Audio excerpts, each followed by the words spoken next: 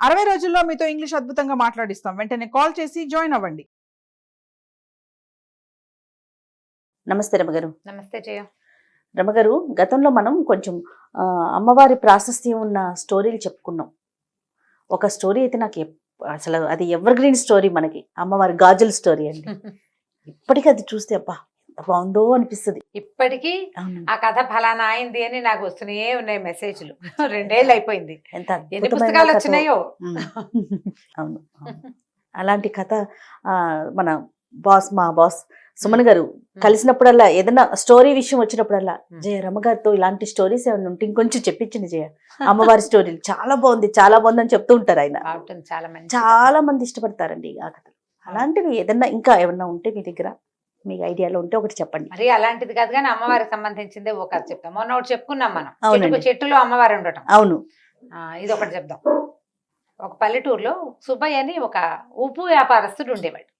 ఉప్పు అమ్మేవాడు అనమాట. ఉప్పు వ్యాపారం అంత పెద్ద ఖాస్ వ్యాపారం కాదు. పాత రోజుల్లో ఎంత ఉప్పు 10 పైసలు, కానీ అర్ధనా కూడా ఉండేది. అయితే ఇంక పెద్ద వ్యాపారం ఏమీ లేదు. పొద్దున్నే పోయి అమ్ముకుని వచ్చి రాత్రికి ఆ మిగిలింది వచ్చింది దాంతో రోజు గడిచేది. కష్టంగానే గడిచేది. 3-4 పిల్లలు, అమ్మ నాన్న, 1-2 అన్నదమ్ములు, అలా ఉండేది కుటుంబం. అయితే ఈయన ఏం చేసేవాడంటే వీళ్ళ ఊరు దాటి పక్క ఊళ్ళు వెళ్ళాలి వ్యాపారానికి. ఈ ఊరు దాటి వెళ్తుంటే ఊరు బయట ఒక చిన్న అడవి, చిట్టడవి లాగా ఉండేది. ఆ అడవిలో ఒక చిన్న అమ్మవారి గుడి ఉండేది. అది పెద్ద గుడి ఖాస్గా కూడా కాదు, మన గ్రామ దేవతల గుళ్ళు ఉంటాయి కదా, కొద్దిగా పొట్టిగా ఉన్న గుడి. వంగి దండం పెట్టాలన్నమాట. కూర్చుంటే అక్కడ కూర్చోవచ్చు కూడా, కాస్త కొద్దిపాటి నీడ కూడా ఉంటుంది. రోజు ఆవిడకి దండం పెట్టేవాడు, వ్యాపారం బాగా జరిపించమ్మా అని. ఎప్పుడైనా వాన బంగుడు వస్తే ఆ గూడు దగ్గరే వంగి కాసేపు కూర్చునేవాడు. కూర్చున్నప్పుడు అనుకునేవాడు, నేను బతికి బాగుంటే, బాగా సంపాదిస్తే గుడి కడతానమ్మా నీకు అని చెప్పుకునేవాడు. వెళ్తూ దండం పెట్టేవాడు, వస్తూ దండం పెట్టుకునేవాడు. అయితే ఏమైంది, అట్లా రోజులు గడుస్తూ ఉన్నాయి. ఏదో బొటాబొటిగా వచ్చేది.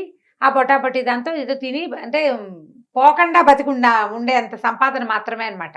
ఓ దాచుకునేది, పెద్ద కొనుక్కునేది ఏం లేదు. 4 వేలు నోట్లో అన్నానికి మాత్రం సరిపోయేది. ఇలా జరుగుతుండగా ఒకసారి ఒక వర్షాకాలంలో, ఉప్పు సాధారణంగానే వర్షాకాలం కొంచెం నీరు గారిపోతుంది. అవును, సహజంగానే రాళ్ళ ఉప్పు మెతక మెతకగా అయిపోతుంది, తడి తడిగా ఉంటుంది. పైగా కొలిచినప్పుడు ఎక్కువ వచ్చేస్తుంది. అప్పట్లో తూనికలు తక్కెడ్లు లేవు కదా, సేరు కొలత ఎక్కువ ఉప్పు కూడా వెళ్ళిపోతుంది. అలాగే ఏదో నడుస్తుండేవాడు. ఒకరోజు జడివాన కురిసి ఉప్పు సంచులు తడిసిపోయి ఉప్పు అంతా కారిపోయిందట. కారిపోతే 1 రూపాయి లేదు చేతిలో, పావలా కూడా లేదు. ఆయన అమ్మవారి గూటి దగ్గర కూర్చున్నాడు. ఆ గూటి పక్కన ఏమీ లేదు. ఏం బతుకు ఇది, ఎట్లా కొట్ల బతుకు, 4 వేలు నోట్లోకి వెళ్తాంటే, ఈ వర్షాకాలం 1 వేలు కూడా నోట్లోకి వెళ్ళలేని పరిస్థితి, ఇంటికి వెళ్తే అన్నం కూడా పెట్టలేను, నేను దౌర్భాగ్యపు స్థితిలో ఉంది నా జీవితం. నీ గుడి కడతా గోపురం కడతానని అడిగేం ప్రయోజనం? కనీసం ఆ ఉప్పు బస్తా అన్నా తడవకుండా ఉంటే పోనీ ఓ పూట ముద్దైనా తింటాను. నేనేం గుడి కడతానమ్మా నీకు, ఇక నేను చచ్చిపోవడమే ఇక నా వల్ల కాదు. నా పిల్లలు ఏదో అడుక్కునైనా బతుకుతారు, ఏదో మగవాడిని బతుకున్నాను, ఇంట్లో ఉన్నాను, అడుక్కోండరా అని చెప్పలేకపోతున్నాను అని ఇలాగ చేత విధాల వగచి చెప్పుకున్నాడు ఆ దేవుడి గుడి దగ్గర అమ్మవారికి. నువ్వు ఉన్నావని నమ్మాను కదా, ప్రతిరోజు దండం పెడుతున్నా, ఏం ఫలితం చూపిస్తున్నావు నువ్వు నాకు? ఏమీ ఫలితం చూపించవు.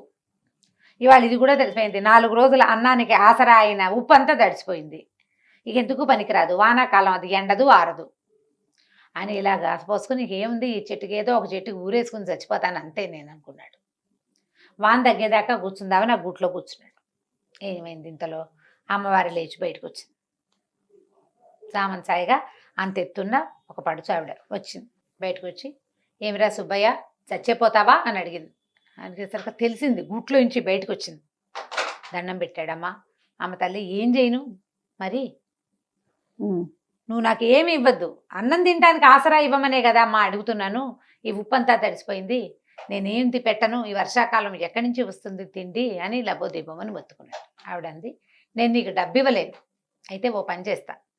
1 గంట ఇచ్చింది చిన్నది, ఇలా మోగిస్తే మోగి జేగంట అంటాం కదా, ఆ జేగంట ఇచ్చి చేతులు పెట్టి, దీన్ని మోగిచ్చు, రోజుకి 5 కాసులు వస్తాయి, ఇందులోంచి వాడుకో, బతుకు, బాగుపడు. ఈ రహస్యం ఎవరికైనా చెప్పావా ఇంక అది పనిచేయదు. నీకే మోగుతుంది, నువ్వు కొడితేనే వస్తాయి డబ్బులు, ఇంకెవ్వరు కొట్టినా రావు. ఇది ఎవరికి చెప్పకూడదు. దండం పెట్టుకున్నాడు. మా అమ్మ మా తల్లి నన్ను కరుణించావా అన్నాడు. సరే ఆవిడ కాస్త లోపలికి వెళ్ళిపోయింది, గూట్లోకి వెళ్ళి కూర్చుంది. అక్కడ ఇంత చిన్న రాయి రూపంలో ఉంది, పోయా రాతిలో కూర్చుంది. ఆవిడ కనపడకుండా అయిపోయింది. ఈయన ఏం చేశాడు, ఆ గంటని మోగిచ్చాడు. జల్లుమని అందులోంచి 5 రూపాయి కాసులు బయటపడ్డాయి. మేము గెలిచాను రా దేవుడు అనుకుని ఆ గంట జేబులో పెట్టుకున్నాడు. డబ్బులు పుచ్చుకొని ఇంటికి వెళ్ళిపోయాడు. ఓ 2 కాసులు 2 రూపాయలు 3 రూపాయలు పెడితే శుభ్రంగా అన్నము ఇల్లు వాకిలి శుభ్రంగా గడిచిపోయేది. 2 రూపాయలు పక్కన పెట్టుకునేవాడు. క్రమంగా రోజు గంట కొట్టడం 5 రూపాయలు రావటం, గంట కొట్టడం 5 రూపాయలు రావటం. దీంతో వ్యాపారం వేరే కొత్తది పెట్టుకున్నాడు. ఉప్పు కొట్టు పెట్టుకున్నాడు. మెల్లిగా పెరగటం మొదలుపెట్టాడు. డబ్బులు చేరుతున్నాయి కదా. ఈ చేరుతున్న డబ్బులతో ఏం చేశాడంటే అమ్మవారి గుడి కడతానని మొట్టమొదటి చెప్పుకున్నాడు కాదు. సరే ఒక చిన్న దేవాలయం కట్టించాడు. క్రమంగా పెంచుదామనుకున్నాడు. ఊళ్ళో అందరూ ఆశ్చర్యపోయారు. ఇతను ఉప్పు వ్యాపారంతో ఇతనికి వచ్చింది, కానీ సడన్గా ఇప్పుడు లక్షలు వచ్చి పడిపోయాయి అనుకో, అమ్మో ఏదో వీడికి బ్రహ్మాండం బదలైందిరా అని భావిస్తారు జనం, ఎక్కడి నుంచో పడిందని. 5 రూపాయలు రోజు వచ్చేవాడికి ఎవరికి తెలుస్తుంది? నిశ్శబ్దంగా చాపకింద నీరులాగా డబ్బు అతని జీవితంలోకి ప్రవేశించేసింది. కొన్నాళ్ళు గడిచింది, చాన్నాళ్ళు. రోజు పొద్దున పూజ చేసేవాడు, గంట వాయించేవాడు, 5 రూపాయలకి పడేవి ఆయన దాచుకునేవాడు. వాడుకోగా కొంతమందికి కోట్లు పెద్దవి చేశాడు, పని వాళ్ళని పెంచాడు, అందరికీ అన్నీ వచ్చినాయి. గుడి కూడా కట్టేశాడు, చాలా మటుకు కట్టాడు. కొన్నాళ్ళ తర్వాత ఏమైందంటే ఇల్లంతా రెనోవేట్ చేయించుకున్నారు బాగా. ఈ రెనోవేషన్లో భాగంగా వాళ్ళ ఆవిడ దగ్గరుండి సున్నాలు వేస్తూ పూజా మందిరం చక్కగా బాగు చేయించి, పెద్దగా చెక్కలు బాగా డిజైన్ లాగా చేయించి, ఈ పాత గంట ఇది ఎందుకని తీసుకెళ్ళి పాత సామాన్లు వాడికి ఇచ్చేసింది. అయ్యో. ఈయన ఆ రోజు ఊరెళ్ళాడు, పొద్దున్నే ఊరెళ్ళిపోయాడు. అర్ధరాత్రి ఎప్పుడో తిరిగి వచ్చాడు. మర్నాడు పొద్దున్న దేవుడి దగ్గర చూస్తే గంట లేదు. ఇప్పుడు ఏం చేయాలి గంట? ఈయన అడిగాడు భార్యని, ఏమే గంట ఏదే ఇక్కడ ఉండాలంటే, ఆ పాత పడిపోయింది, కిలుం పట్టేసింది పిచ్చి గంట, పైగా మోగిచ్చినా కూడా అదో రకం ఓటి మోత వస్తుంది, అందుకని పాత సామాన్లు వాడికి ఇచ్చేసాను. నేను లబోది పనుడు స్నిదుంపది కదా, అచ్చొచ్చిన గంటే, అమ్మవారి ఇచ్చిన గంట అనలా, ఉంది అచ్చొచ్చిన గంట మా ముత్తాతల నాటిది, అది టింగుమని మోగినా టంగుమని మోగినా నాకు అదే కావాలి, ఎవరికి ఇచ్చావో చెప్పన్నాడు. ఎవరికి ఇచ్చావంటే వీళ్ళకి 3 సందులు అవతల కనకయ్య అని ఒక పాత సామాన్లు కొనేవాడు ఒకడు ఉన్నాడు. వాడికి అమ్మేసింది. వాడికి ఇంట్లో అవి ఇవి సామాన్లు పాత అమ్మేస్తూ ఈ గంట కూడా ఇత్తడి వస్తువులాగా, ఇత్తడి కంచు గంటలు కదా ఆ రోజుల్లో ఉండేవి, ఇప్పుడు కూడా కంచు గంట అయితేనే మోగుతుంది. కంచు సామాన్లు, ఇత్తడి సామాన్లు, పాత సామాన్లు, చిల్లులు పడ్డవి, కిలిం పట్టినవి, తర్వాత ఇనప రేకులు, ఇంట్లో ఏవో ఉంటాయి రకరకాలు, అలాంటివి ఇచ్చేసింది. ఇది కూడా అతనికే ఇచ్చింది. పరిగెత్తుకుంటూ ఆ కనకయ్య వాళ్ళ ఇంటికి వెళ్ళాడు. కనకయ్య మా ఆవిడ ఇచ్చిన సామాన్లలో ఒక గంట ఉంది కదా, ఆ గంట ఇచ్చే నాకు అన్నాడు. వీడికి ఆ కనకయ్యకి ఏం డౌట్ వచ్చింది, ఈయన పెద్ద మోతుబరి, గత 10 ఏళ్ళుగా బాగా సంపాదించాడు, అమ్మవారి గుడి కట్టాడు, ఆయనకి సంపాదన ఉంది, బళ్ళు గిళ్ళు ఉన్నాయి, పిల్లలు శుభ్రంగా చదువుకుంటున్నారు. పాత వస్తువు కోసం ఎందుకు వచ్చాడు, ఏదో ఉందన్నమాట. అందుకని ఏమనుకున్నాడు, అది ఎదురుకుండానే ఉంది, ఎక్కడో పడేశాను అన్నాడు. కరగబెట్టే సామాన్లలో పడేశానో దాచిపెట్టే సామాన్లలో పడేశానో గుర్తులేదు. అంటే ఇతను ఏమన్నాడు, బాబు ఆ గంట ఇచ్చేసాయి అని అడిగేసరికల్లా నేను డబ్బులు కొన్నాను మీ ఆవిడ దగ్గర, నేను డబ్బులు ఇచ్చి కొన్నాను, నువ్వేమిస్తావో చెప్పు నీ గంటకన్నాడు. అనేసరికల్లా ఇతను అన్నాడు, అదేమిటి నువ్వు గంటకి ఎంత ఇచ్చావు అంత ఇస్తాను తీసుకోమన్నాడు. ఒప్పుకోలే, ఏదో ఉంది ఆ గంటలో విశేషం, అదేమిటో చెప్పు ముందు నాకన్నాడు. అనేసరికల్లా ఇతను అన్నాడు, కాదయ్యా ఆ గంటలో ఒక ప్రత్యేకమైన అర ఉంది, కొంత డబ్బులు దాచిపెట్టుకున్నాను, అందులో ఒక మహిమ గల గంట అది చెప్పాడు. అమ్మవారి సంగతి చెప్పలా, అమ్మవారి సంగతి చెప్పలా, నేను డబ్బులు దాచిపెట్టుకున్నాను, మహిమగల గంట వస్తువు ఎప్పుడైనా అత్యవసరానికి తీసుకోవడానికి దాచుకున్నా, నాది నాకు ఇచ్చేయమన్నాడు. ఇంకా నయం గంటలో డబ్బులు పెడతారా ఎవరైనా అన్నాడు కనకయ్య. గంట అంటే ఏముంటుంది, ఇట్లా ఇలా ఉంటుంది, పైన పీడు ఉంటుంది, లోపల వేళ్లాడే ఒక లోలకం లాంటిది ఉంటుంది, ఇలా అంటే మోగుతుంది. అందులో రహస్య పర్లు ఎలా ఉంటాయి చెప్పు, పైగా నేను తెచ్చేటప్పుడు చూసి అందులో ఏం లేదు, నువ్వు అబద్ధం చెప్తున్నావు అన్నాడు. కాదు నిజమే చెప్తున్నాను, నా మాట అబద్ధం అని తెలితే 1000 వరహాలు ఇస్తాను, నేను నా గంటలో ఇచ్చి డబ్బులు తీయలేకపోతే 1000 వరహాలు ఇస్తా, నువ్వేమిస్తావో చెప్పన్నాడు ఈయన సుబ్బయ్య గారు. ఈతను ఏమన్నాడు, నేను 1000 వరహాలు ఇస్తా, ఆ గంటలో ఏం లేదన్నాడు. రేపొద్దున చూపిస్తానన్నాడు. సరే ఈయన ఏమనుకున్నాడు, సరేలే వాడేం చేయలేడు దాన్ని, ఈయన ఇంటికి వెళ్ళిపోయాడు. మర్నాడు పొద్దున జనాలందరినీ పిలుచుకుని ఆయన వచ్చాడనమాట.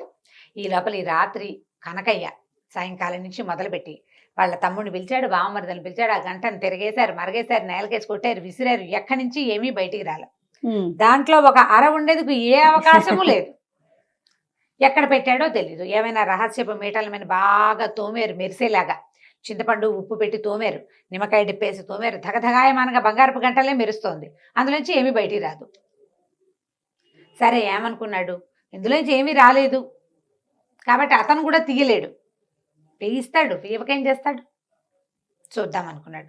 మర్నాడు పొద్దున వీరవి ఇతని చుట్టుపక్కల వాళ్ళు నలుగురు చేరారు. ఆయన ఓ నలుగురిని తెచ్చాడు. గంట అందరి మధ్యలో ఆ గంట ఆయనకి ఇచ్చేయాలి. ఇచ్చేసరికల్లా సరే ఇందులో ఏమీ లేదు, నేను తిరిగేశాను, మరగేశాను, ఇందులో ఏం లేదు, నువ్వు అబద్ధం చెప్పావు, 1000 అక్కడ పెట్టి గంట తీసుకోమన్నాడు. 1000 రూపాయలు ఇస్తానన్నాడు కదా. అయితే ఈ సుబ్బయ్య గారు అన్నాడు, ముందు గంట నా చేతిలో పెట్టు, డబ్బులు నేను తీసి చూపిస్తాను నీకు ఇందులో. సరే ఇచ్చాడు. ఇచ్చేసరికల్లా ఈయన ఏం చేశాడు, ఆ గంటను దండం పెట్టుకుని అలాగా మోగించి ఆ గంటల నుంచి 5 రూపాయల బిళ్ళలు అతని చేతిలో పెట్టాను. ఇదిగో నేను దాచిపెట్టాను, ఇదిగో అని చూపించాను. జనాలంతా ఆశ్చర్యపోయారు, ఎలా దాచావు అని.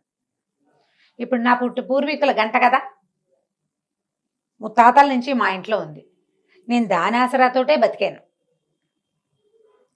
నేను మీకు చూపించేస్తానా, నాది ఇది, మా ఇంట్లో నుంచి ఇతను తెచ్చాడు, ఎందుకు చూపిస్తాను నేను మీకు, ఎలా దాచాను చూపించక్కర్లేదు. ఇప్పుడు కనకయ్య ఇది ఆశపడ్డందుకు ఏమిటి ఇచ్చేస్తే గంట అని అడిగితే ఏముంది, పావలా ఇచ్చుంటాడు ఆ గంటకి. ఆ పావలాను ₹1 పావలాకి ₹1 లేదా రూపాయి ఇవ్వు అంటే సరిపోయేది. పందెం కట్టేందుకు 1000 రూపాయలు ఇవ్వాల్సి వచ్చింది. అయితే ఈయనేమన్నాడు సుబ్బయ్య గారు, అంత వద్దులేవయ్యా, నా గంట నాకు ఇచ్చావు, సగం ఇవ్వు చాలు, ఆ సగం కూడా నాకు ఇవ్వద్దు. ఊళ్ళో అమ్మవారి గుడి ఉంది కదా, ఊరి చివర, గుడి బాగు చేయించడానికి డబ్బులు ఇవ్వు, గుడిని పెద్దది చేయడానికి. కానీ ఈ కనకయ్య దగ్గర నుంచి 500 రూపాయలు ఇప్పించాడు ఆ గుడికి. గుడిని ఇంకా కాస్త బాగు చేశారు. మరి 500 రూపాయలు అంటే ఆ రోజుల్లో ఎక్కువ కదా. నేనమ్మా తమ తల్లి నా మొత్తాన్ని నా చేతిలోకి వచ్చేసావు నువ్వు అని ఆ గంటకి దండం పెట్టుకుని తీసుకెళ్లి తన ఇంట్లో పెట్టుకున్నాడు. కనకయ్య ఈ సుబ్బయ్య గారు ఉన్ననాళ్లే ఆ గంట పనిచేస్తుంది. ఆ తర్వాత ఎవరి చేతికి దొరికినా మోత వస్తుంది కానీ అందులోంచి డబ్బులు రావు. కేవలం సుబ్బయ్యకే ఇచ్చింది అనమాట అమ్మవారు అవకాశం. ఎందుకు ఇచ్చింది, అతను భక్తి వల్ల. రోజు దండం పెట్టుకుని, ఉప్పు వ్యాపారస్తుడు, ఉప్పు ఎంత అమ్ముకుంటాడు, రోజుకి రూపాయి ఆదాయం లేనివాడు, నా బతుకు బాగుంటే నీకు గుడి కడతానని భగవంతుని పట్ల ఆ రకమైన ప్రేమను అతను ప్రదర్శించినందుకు అతనికి ఆ గంట ఇచ్చిందనమాట. గంట పుచ్చుకుని ఇంటికి వచ్చేసాడు. ఆ తర్వాత ఈయన దారిని హాయిగా ఉన్నాడు, ఆయన దారిని ఆయన హాయిగా ఉన్నాడు. కథ కంచికి మనం ఇంటికి.